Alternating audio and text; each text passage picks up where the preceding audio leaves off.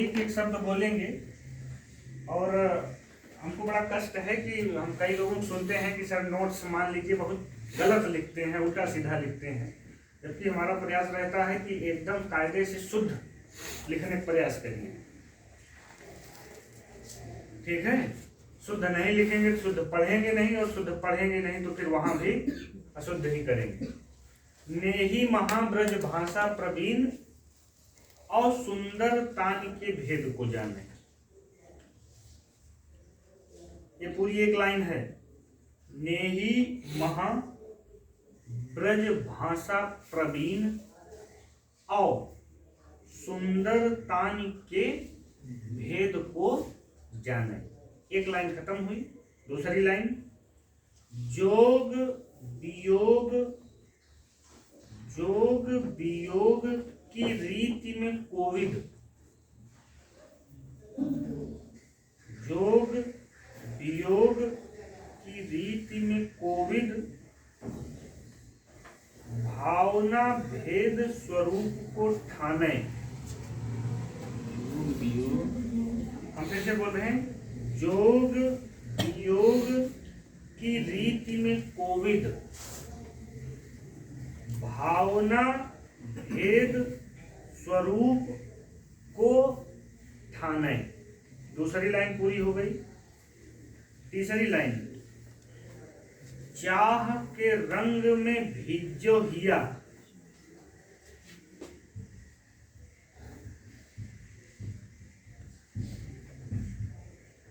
चाह के रंग में भीजो हिया, बिछड़े मिले प्रीतम शांति न माने।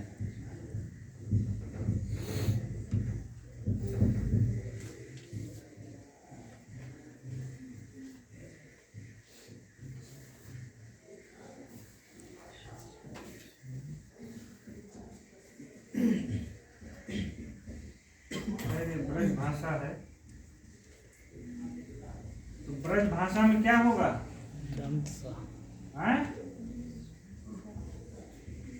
यहाँ तालब सा और मूर्धन्य सा प्रयोग नहीं होता, नहीं होगा। अवधि पढ़ेंगे तो तालब सा और मूर्धन्य सा नहीं होगा, क्योंकि अवधि में और ब्रज में तालब सा और दंत सा, सॉरी मूर्धन्य सा नहीं होते।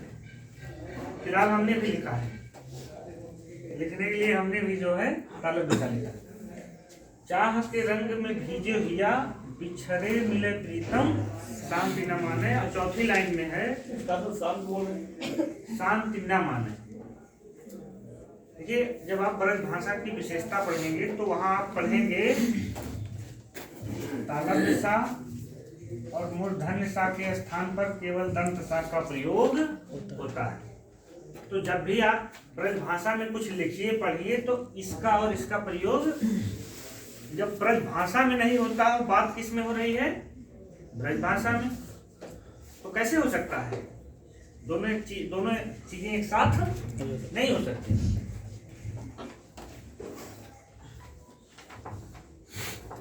आगे चौथी लाइन लिखिए, भाषा प्रवीण सुछंद सदा रहे,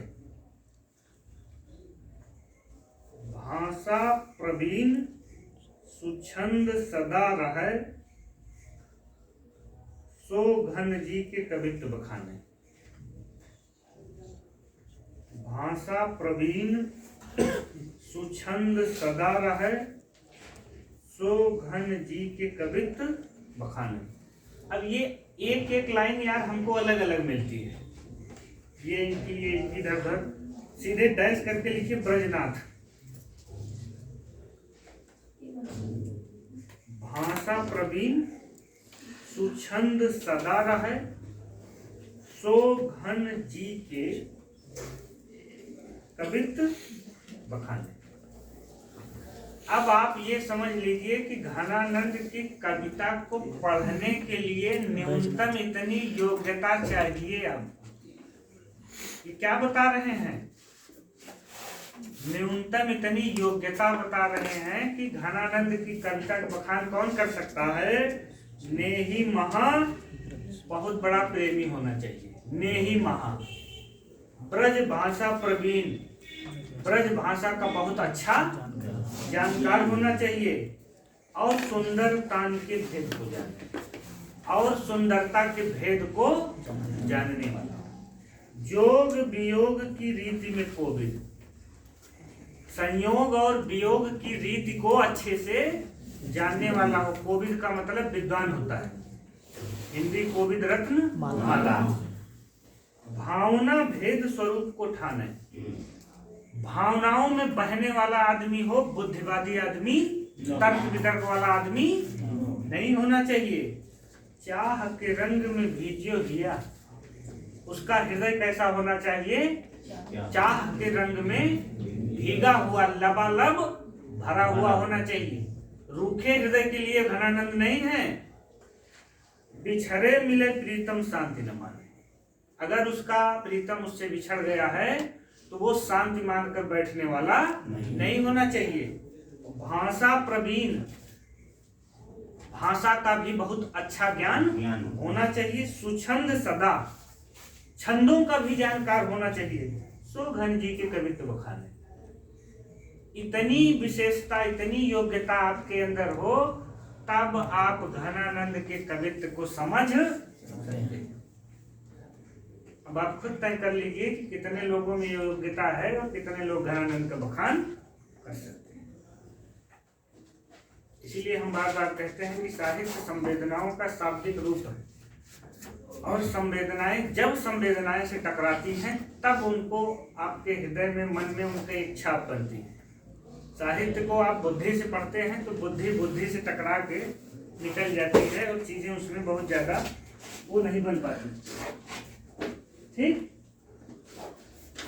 तो ये चारों लाइन हम उम्मीद कर रहे हैं कि आप समझ गए होंगे। और ये ब्रजनाथ की एक प्रशस्ति है। प्रशस्ति का मतलब उनके बारे में एक कथन है। उन्होंने घनानंद के कवित्व को समझने के लिए एक निर्धारित की क्राइटेरिया, ये चारों लाइनें अलग अलग मिलती थी। दूसरा इतिहास में मुझे पेज नंबर 225 पर सीधे मिल गई चारों इकट्ठे, तो अलग अलग पढ़ने से बेहतर है कि हमको वो चारों इकट्ठा लिख लें और अर्थ भी समझ लिए। तो हम उम्मीद करते हैं कि अब आपको ये पंक्तियां उलझा नहीं सकती। आगे चलते हैं, घनानंद इनकी पंक्तियां लिखते हैं। चलिए, बड़ी सुंदर सुंदर पंक्तियां हैं घनानंद की, अभी ताजा ताजा पढ़ाया गया है। लिखिए, तीक्षण ईक्षण बाण बखान,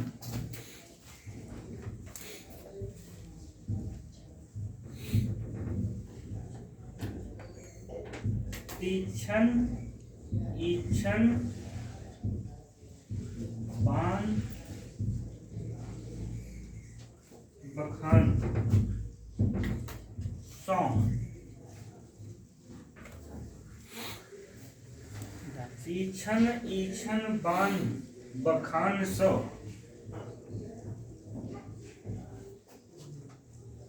पैनी दसाही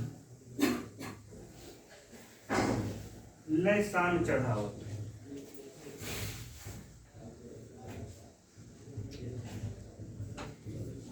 पैनी दसान लय शान चढ़ावत। ठीक, अब आप एक लाइन याद करते, लेकिन हमारा मानना है कि एक लाइन ना याद करिए। नीचे वाली वही मशहूर लाइन है, लोग इन्हें लाग कवित्व बनावत, मोह तो मेरे कवित्व बनावत। इसको आप ऐसा कर दीजिए। ठीक, मतलब ये सवैयम 4 लाइनें होती हैं। ये ऊपर वाली हो गई और सबसे नीचे वाली है लोग हैं लाग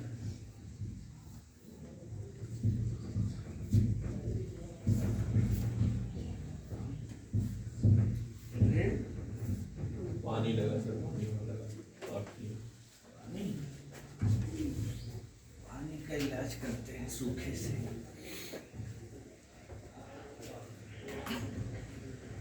लोग हैं लाग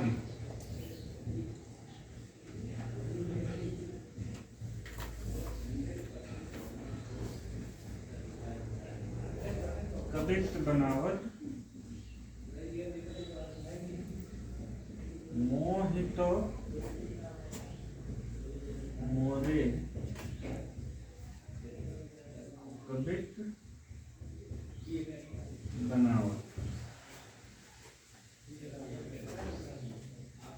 अब यही लाइन अगर हम केवल रटेंगे और ये ऊपर वाली आ गई तो हम घाटे में हो जाएंगे। हमेशा इसलिए जो है कि कई बार हमने बताया ना कि जो मशहूर रचना रहती है उसके आगे पीछे की रचनाएं भी कई बार फोकस्ड के लिए उठा के रख लेता है। जरूरी नहीं हर बार कामायनी ही पूछे, जरूरी नहीं हर बार गोदान ही पूछे, उसके आगे पीछे की रचनाएं जो कम मशहूर हैं वो भी पूछ ली जाती। और देखिए कितनी बढ़िया लाइन है कि लोग हैं लाग कवित्व बनावत। रीतिकाल में लोग क्या कर रहे थे? कविता ही बना रहे थे। इनके यहाँ मामला उल्टा था, मोह तो मेरे कवित्व बनावत, मेरी कविता ने मुझे ही बना डाला। यही अंतर है रीतिकाल के अन्य कवियों और घनानंद। अगली लाइन लिखिए, आना कानी आरसी निहारी वो करेंगो कलो।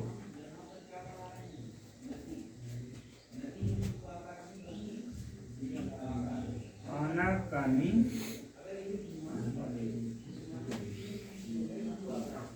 आरसी निहार भो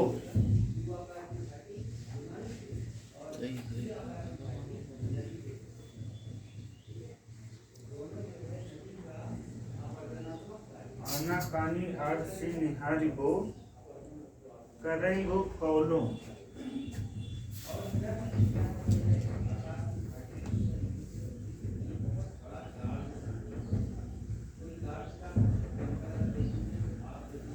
कामा लगाइए, पूरी लाइन नहीं है, ये उसका आधा हिस्सा है। कहाँ मोसो चकित दशा त्यों न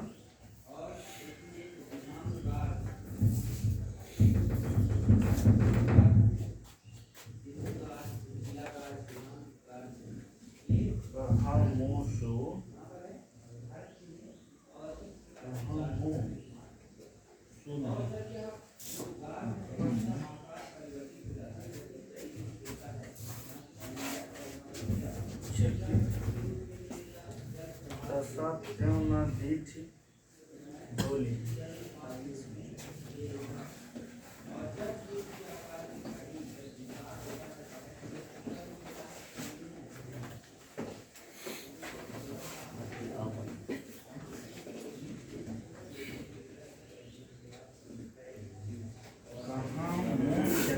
दशा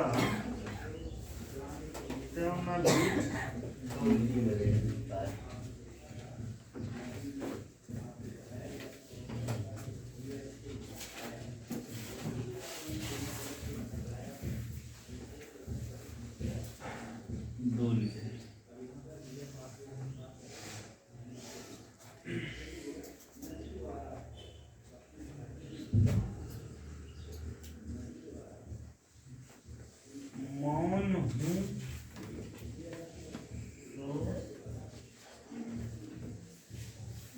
देखी हूँ कि देख पन पाली हूँ जी।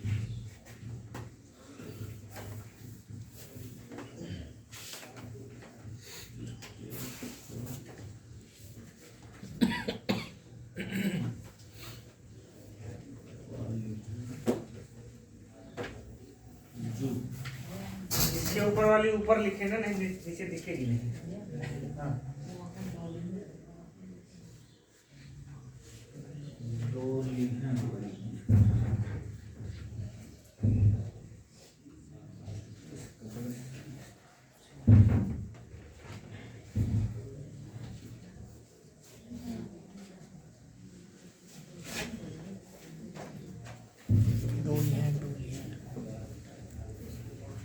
डीठी है।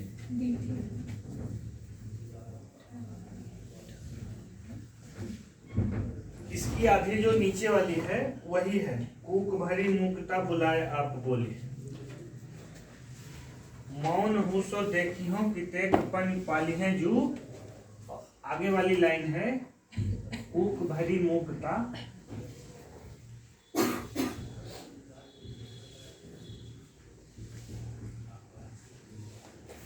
कूक भरी मुक्ता बुलाए आप बोली हैं।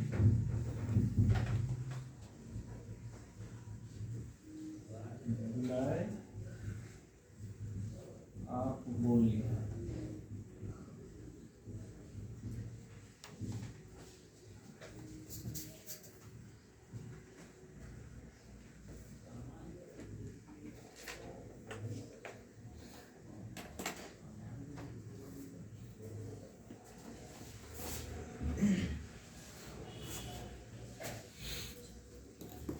अगली लाइन बड़ी मशहूर है, हम लोग खूब पढ़े हैं।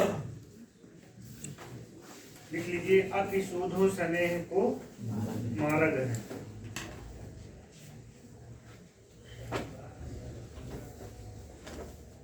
अति शोधो स्नेह को मारग है, जहां नेक सयानत बांक नहीं।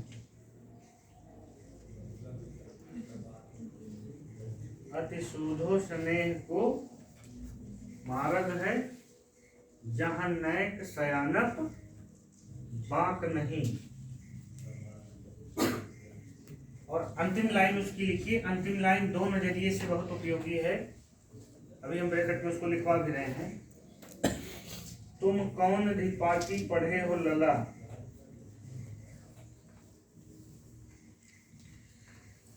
तुम कौन धिपाटी पढ़े हो लला, मन लेहूं पे देहूं छटाक नहीं। तुम कौन सी पार्टी, कहीं कहीं इसमें कौन कुछ शब्द दूसरा मिलता है, लेकिन शुक्ल जी में यही शब्द इस्तेमाल हुआ है। तुम कौन सी पार्टी पढ़े हो लला, मन लेहूं पे देहूं छटाक नहीं। इसमें मन को अंडरलाइन कर लीजिए, छटाक को अंडरलाइन कर लीजिए, ब्रैकेट में श्लेष अलंकार लिख दीजिए। यहाँ मन के दो अर्थ हैं और छटाक के दो अर्थ हैं। तो ये एक तो घनानंद की पंक्ति में पूछा जाएगा, लेकिन उससे ज्यादा जरूरी है ये श्लेष अलंकार के उदाहरण में पूछ लिया जाएगा। मन का मतलब एक हृदय है, मन का मतलब एक तौल का पैमाना है, जिसे हम 16 किलो 18 किलो जो भी मानते हैं। छटाक का मतलब एक 50 ग्राम या जितना छटाक है, और छटाक का एक अर्थ होता है छटा धन अंक। छटा धन अंक, छटा का मतलब शोभा और अंक का मतलब एक, शोभा की एक झलक। ये दोनों का दो अलग अलग अर्थ हो गया। ठीक, तो ये पंक्ति ये ध्यान रखिए, नीचे वाली में जो ये मन और छटाक आपने लिखा है, ये जितना घनानंद की पंक्ति के रूप में अनुवाद है, उससे कई गुना ज्यादा ये श्लेष अलंकार के उदाहरण के लिए है। और श्लेष अलंकार आप जानते हैं कि जहां एक ही शब्द के एक से अधिक अर्थ हों। तो यहाँ मन के दो अर्थ हैं और छटाक के दो अर्थ हैं। तो दोनों अर्थ हमने बता दिया कि क्या क्या है। एक मन का मतलब हृदय है, एक मन का मतलब तौल का पैमाना है। हम लोग कहते हैं 1 मन अनाज 2 मन अनाज दे दीजिए। और छटाक का मतलब इतना 50 ग्राम या कुछ थोड़ा सा हिस्सा, और छटाक धन अंक बराबर शोभा की एक। मन के अर्थ में अगर हम इसको लें तो घनानंद की शिकायत यह है कि नायिका ने उनका हृदय ले लिया और बदले में शोभा की एक झलक भी दिखाई नहीं देती। और दूसरे अर्थ में ले तो घनानंद ने कहा कि उन्होंने हमारा मन भर सामान ले लिया। जैसे हमारे यहाँ एक मन 16 किलो का होता है, अन्य जगहों पे अलग अलग होगा। तो उन्होंने 16 किलो सामान ले लिया और बदले में एक छटाक 50 ग्राम भी वापस करना नहीं चाहते। तो ये इसके श्लेष अलंकार के लिए लाइन बहुत महत्वपूर्ण है। अगली लाइन चलिए।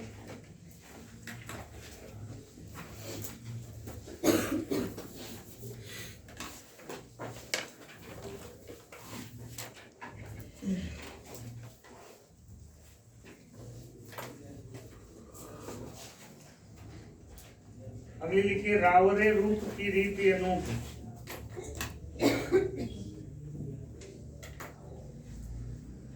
रावरे रूप की रीति अनूप,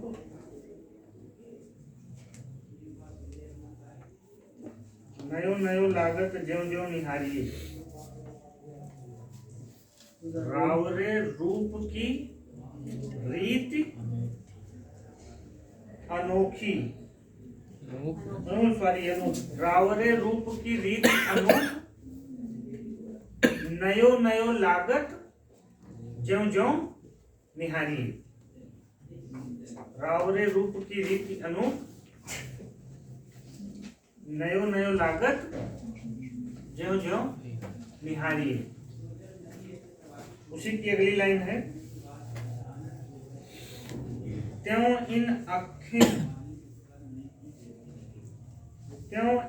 आँखिन बानी अनोखी। एक शब्द इसमें आया है, अभी इसको कहीं बताए थे। त्यों इन आँखिन बानी अनोखी। एक एक शब्द बोल रहे हैं, आराम से लिखिए, कोई वो नहीं है। त्यों इन आँखिन बानी अनोखी, कामा लगाइए, अघान कहूँ नहीं, अघान कहूँ नहीं आन तिहारी।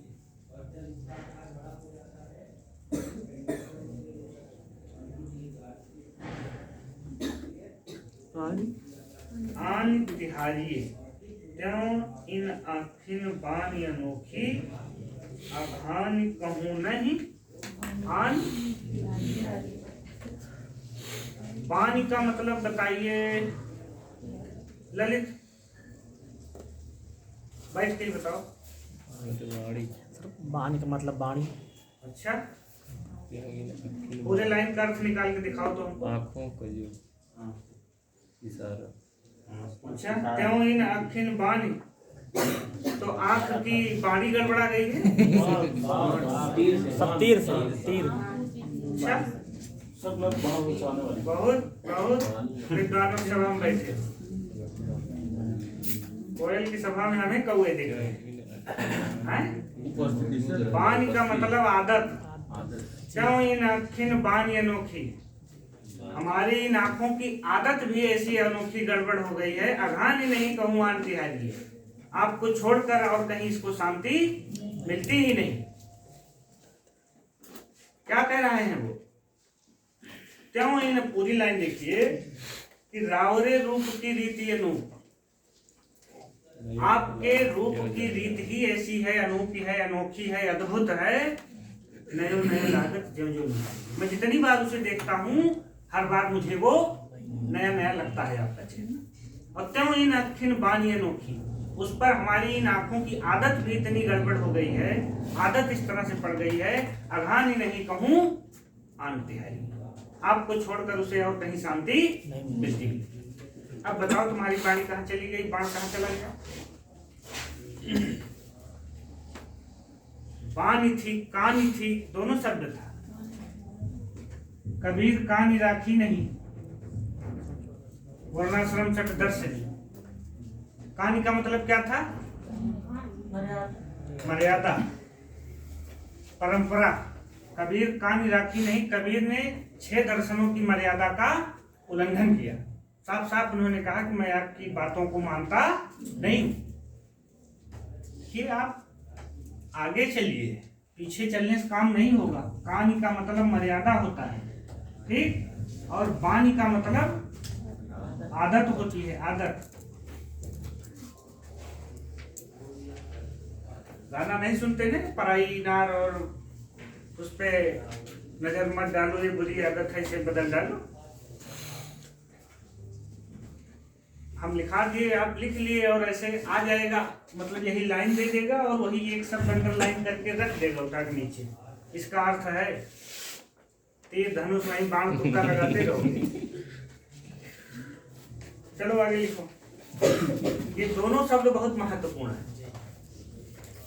वहां जब कबीर तटदर्शनी में आएगा तो कानी और या घनानंद या कहीं भी इस तरह के शब्द मिलेंगे तो ये बानी। घर में भी कहा जाता है इनकी बान बहुत खराब हो गई है। हम लोग भले न कहें कि उसके घर में बुजुर्ग हैं, लेकिन इनकी बान जो है अच्छी नहीं है। जैसे किसी की आदत खराब हो जाए तो आदमी उसके लिए इस शब्द का प्रयोग करता है। आगे लिखिए।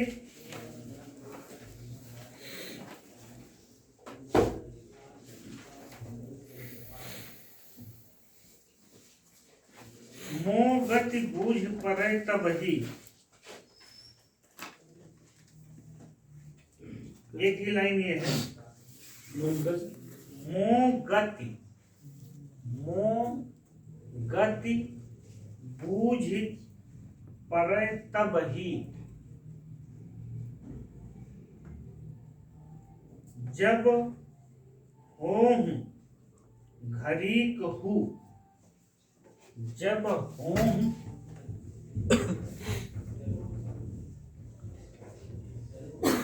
जब होहु घड़ी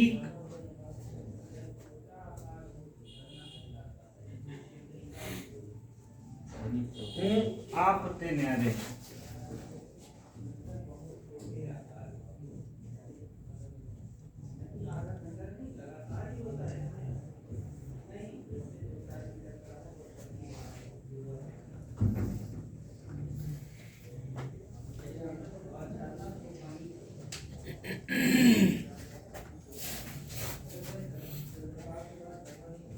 एक दो पंक्तियां और लिख लीजिए।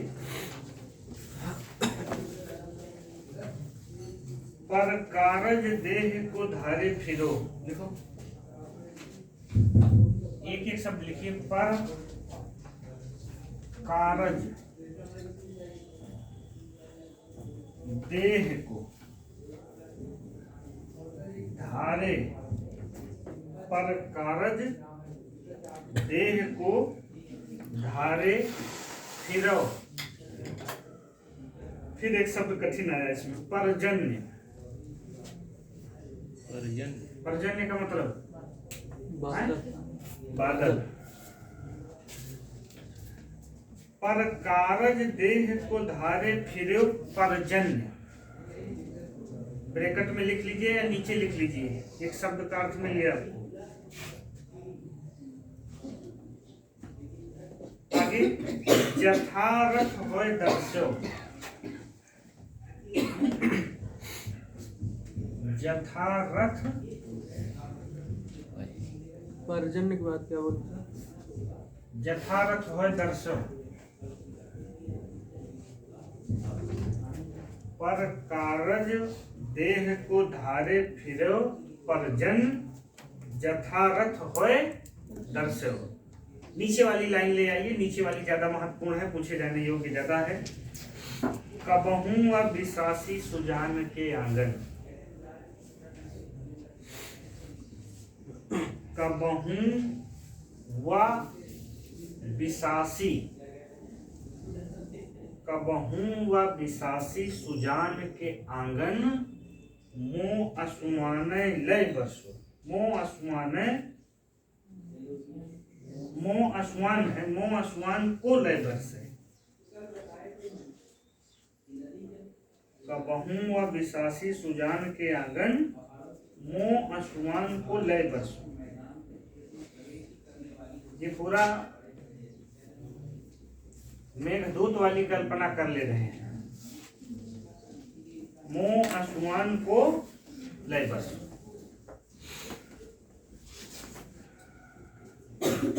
इसमें कोई एक पर्जन्य शब्द छोड़ के कोई शब्द कठिन नहीं है।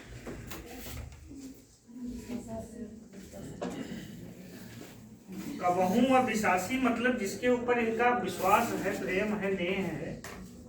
कहते हैं कभी जो है, ऊपर वाली लाइन है, पर कारज देह को धारे फिरे परजन। हे बादल, जो आप दूसरे के कार्य के लिए ही आप स्वयं शरीर धारण करते हो। बादल अपने लिए क्या करता है? कुछ नहीं। बादल बनता है, मिटता है तो दूसरों के लिए। वो अगर बरसात करता है तो पूरी प्रकृति हरी भरी होती है, लेकिन उससे बादल का क्या? कुछ नहीं। तो कह रहे हैं कि पर कारज देह को धारे फिरो परजन्य। हे बादल, जैसे आप दूसरों के हित के लिए, कल्याण के लिए आप बादल शरीर धारण करते हो। यथारथ होय दर्शो, दूसरे के परमार्थ के लिए ही आप दिखाई पड़ते हो। अगली लाइन उसी में है कि नीर निधा निधि नीर सुधा के समान करो। लिखा नहीं है निधि नीर। निधि नीर किसका पर्यायवाची है? निधि का मतलब निधि नीर दोनों मिलाएंगे तब समुद्र होगा। निधि का मतलब समूह और नीर का मतलब जल का समूह। तो जल का अथाह समूह कहाँ मिलता है? निधि नीर कैसा होता है? खट्टा, पीने योग्य पानी नहीं होता समुद्र का। निधि नीर को सुधा के समान करो। उस खट्टे जल को भी पी नहीं। आप अमृत के समान करते हो। निधि नीर को लाइन ही है इनकी कि निधि नीर सुधा के समान करो सबही विधि सुंदरता सरसो। आप उस खट्टे जल को भी अमृत जल में बदल देने वाले हो।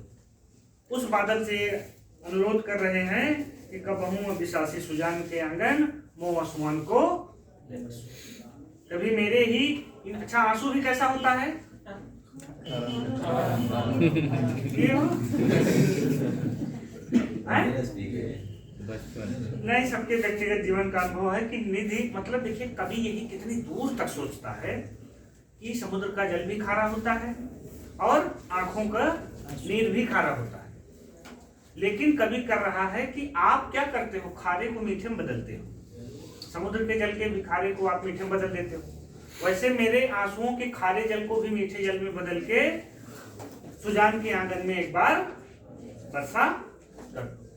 यही है अंतर्वृत्ति निरूपक। यही है कि इनके यहाँ कोई बाहरी उछल कूद नहीं है। बिहारी होते तो लंबा चौड़ा कूद फांद करते। ठीक, चलिए एक आध लाइन और है, उसके बाद बंद करते हैं इनको हम। एक लाइन बड़ी सुंदर है, लिख लीजिए। यहाँ पे थोड़ा सा शुक्ल जी वाला और जयशंकर प्रसाद को हम तुलनात्मक रूप से इस लाइन के माध्यम से भी बताएंगे। पहले लाइन लिख लेते हैं तो मजा आता है। लिखते हैं एक ही, हाँ नहीं है अलग से, एक ही जीव हुतो सुवार्यो।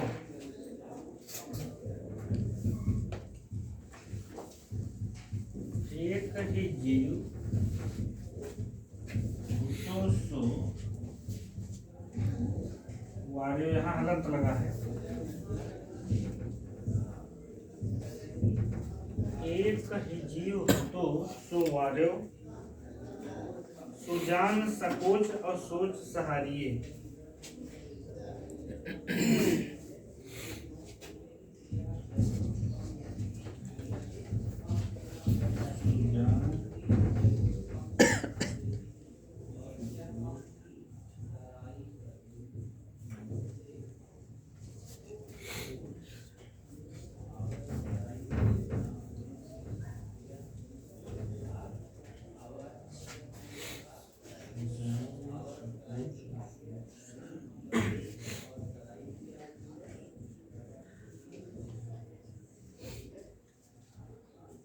अब इसी की ये पहली लाइन हो गई। दूसरी लाइन ले लेते हैं। रोग की रहे न